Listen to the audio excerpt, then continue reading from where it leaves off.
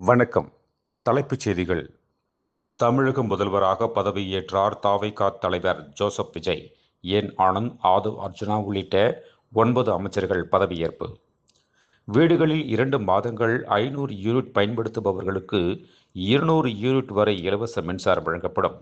3 முக்கிய அறிவிப்புகளுக்கான கோப்புகளில் கையெழுத்திட்டார் முதல்வர் விஜய்.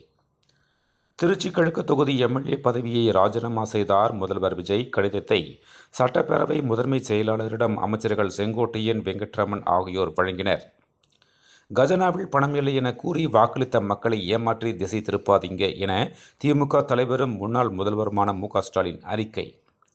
தமிழ்நாடு சட்டப்பேரவையின் தற்காலிக சபாநாயகராக சோழவந்தான் எம்எல்ஏ கருப்பையா நியமனம் செய்யப்பட்டார். தலைமைச் செயலகத்தில் அனைத்து துறை செயலாளர்கள் மற்றும் அதிகாரிகளுடன் முதல்வர் விஜய் சந்திப்பு. முதல்வருக்கான இருக்கையில் அமர்ந்து கோப்புகளில் கையெழுத்திட்டு அலுவலகங்களை தொடங்கினார்.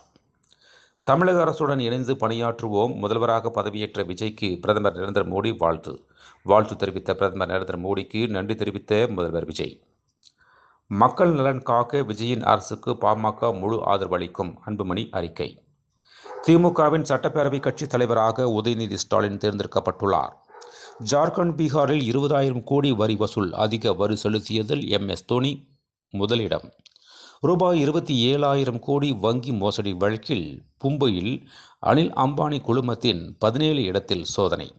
தமிழகத்தில் சட்டம் ஒழுங்கு நிலை குறித்து முதல்வர் ஜோசப் விஜய் தலைமையில் இன்று ஆய்வுக் கூட்டம் நடைபெற்றது.